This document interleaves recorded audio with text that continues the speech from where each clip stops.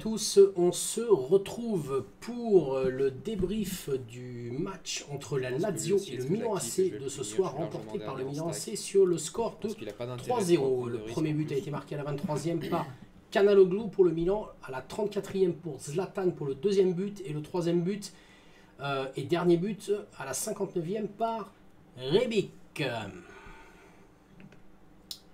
Alors, qu'est-ce qu'on peut dire? On va passer, hop, on va les faire dans le bon ordre. Le premier but, donc, but de Calhanoglu, c'est un joueur turc, 26e match cette année, seulement 4 buts, 3 passes d'aise. Bon, on va dire que c'est pas extraordinaire. Simplement, ce soir, il a quand même donné l'avantage et le premier but au Milan, ce qui a permis, voilà, de débrider un petit peu, d'ouvrir en tous les cas ce match. Le deuxième but a été marqué par Zlatan Ibrahimovic, alors on le voit mal, c'est Zlatan, donc 38 ans quand même, ça rigole pas. 9e match cette saison, 3 buts marqués et une passe D. Donc il y a eu un but ce soir et une passe D de la part de Zlatan. Le troisième but a été marqué et dernier but par Rebic, c'est un joueur croate, 18 matchs cette saison et 8 buts marqués, ce qui est moyen, mais bon, au final, 8 buts quand même, ça c'est pas si mal que ça. Donc il a 26 ans. On va passer maintenant au débrief de la possession. Donc match hyper équilibré, hein, 48-52. Franchement, c'est difficile de faire mieux. Bon, bah simplement, c'est pas compliqué, hein. Le Milan AC a été plus décisif. Voilà, ils ont eu autant d'occasions, hein, quasiment. Simplement, enfin autant de tirs, mais voilà, hein, les tirs ils les ont collés dedans, c'était cadré déjà, c'est la base pour marquer des buts. Et ils ont été capables de le faire, la différence de la Lazio, qui a fait de la possession un petit peu stérile. Nous trois qui sommes short, et puis alors on va regarder les statistiques offensives en détail. Bah voilà, c'est ce que je vous disais, hein, 8 tirs de chaque côté, simplement il y en a 5 cadrés pour le Milan, seulement 2 pour la Lazio, voilà, et le contraire pour les tirs non cadrés. Donc voilà, des grosses occasions, il y en a 4-0, 4 occasions pour le Milan AC, 3 buts. Bon voilà, on va parler de grosse efficacité, c'est pas mal du tout. Alors l'homme du match. Comment mettre quelqu'un d'autre que Zlatan Ibrahimovic? Une passe D, il a joué qu'une mi-temps, la première mi-temps, une passe D, un but. Quoi dire, c'est un gars, non seulement il est décisif dans ses actions sur ce match-là, mais en plus je pense honnêtement qu'il a une influence colossale sur les mecs qui l'entourent, hein. Il a passé sa première mi-temps à haranguer tout le monde, à les pousser, à donner le maximum, toutes les passes qui étaient ratées, il engueulait les mecs, même des passes compliquées. Enfin voilà, c'est un mec, je pense, c'est vraiment le factor X du Milan AC, hein. Quand il est là, ça aide, et quand il n'est pas là, c'est compliqué. On l'a vu, hein, pendant sa blessure, qui normalement était jusqu'à la fin de saison, le Covid est passé par là, ça lui permet de terminer la saison, et je pense que le Milan AC, ça les aide bien, en tous les cas, d'avoir ce mec-là.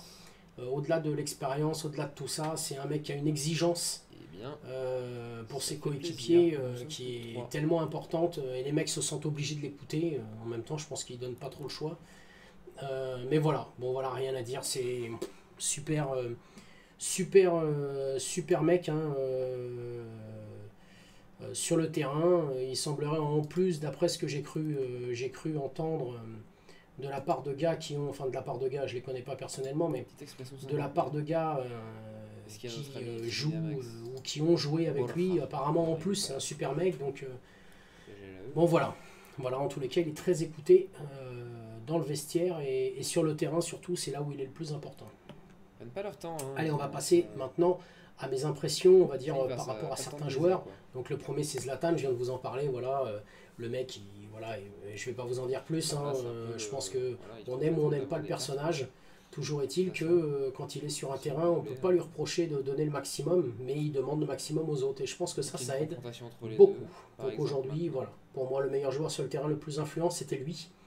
On va maintenant passer à un autre joueur que j'ai trouvé influent, Bonaventura. Je suis pas fan de ce joueur-là, je le trouve en règle générale manque de mobilité, manque d'application et tout. Bah là, sur ce match-là, bon après il s'est fait cartonner un peu, hein, le Zlatan, il l'a pas loupé, mais sur ce match-là, je l'ai trouvé beaucoup plus appliqué que d'habitude, impliqué également.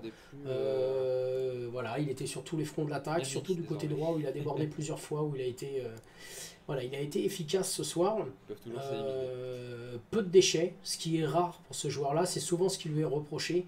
Et là, je l'ai trouvé d'ailleurs, plutôt Asnaf, je pense que propre c'est un call qui ce perd soir. énormément d'argent.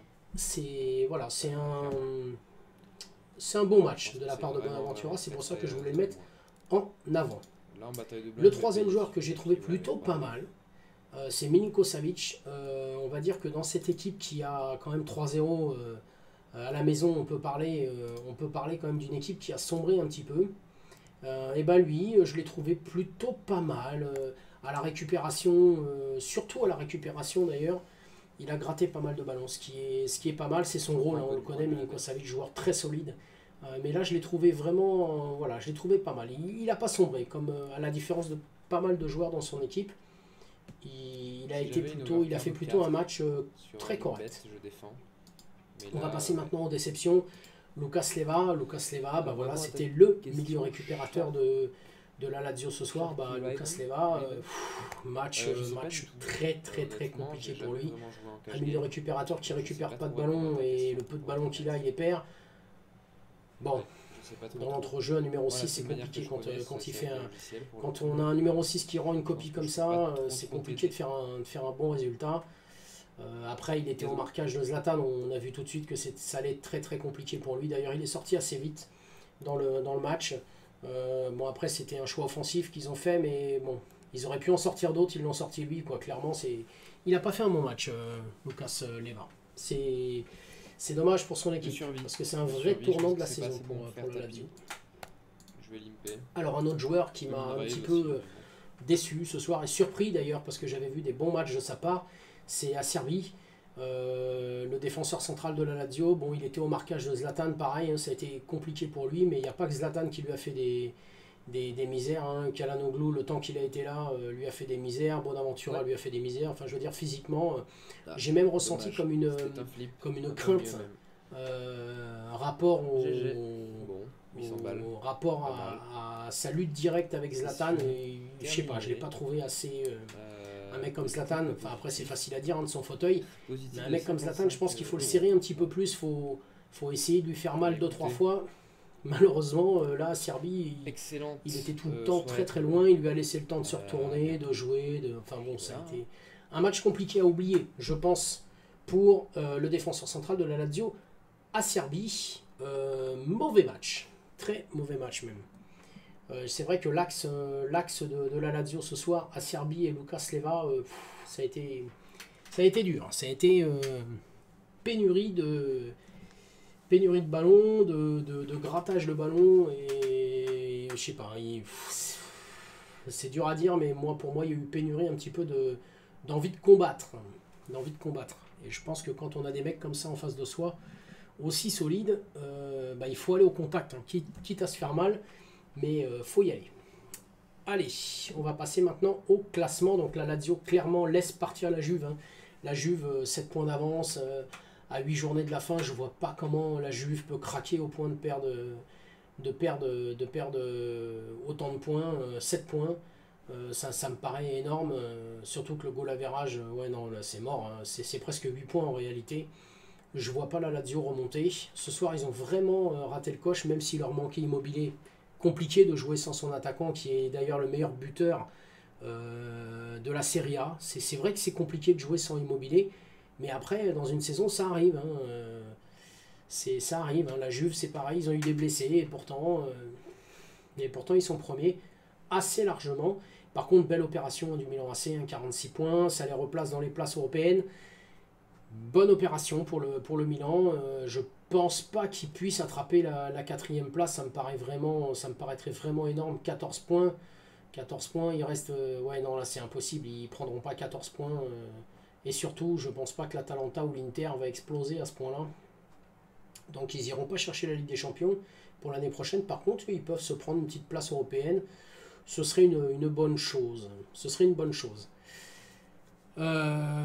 Qu'est-ce que je voulais vous dire d'autre? Rien de spécial, voilà, en gros c'est terminé, c'est à peu près ce que j'ai pensé de ce match-là. N'hésitez pas à me faire des remarques hein, sur le truc. Alors me faites pas des remarques sur le fond vert, hein. Vous savez que je suis pas chez moi donc j'ai pas l'éclairage habituel. Mais par contre, si vous voulez qu'on rajoute des choses sur les comptes rendus de match, pourquoi pas.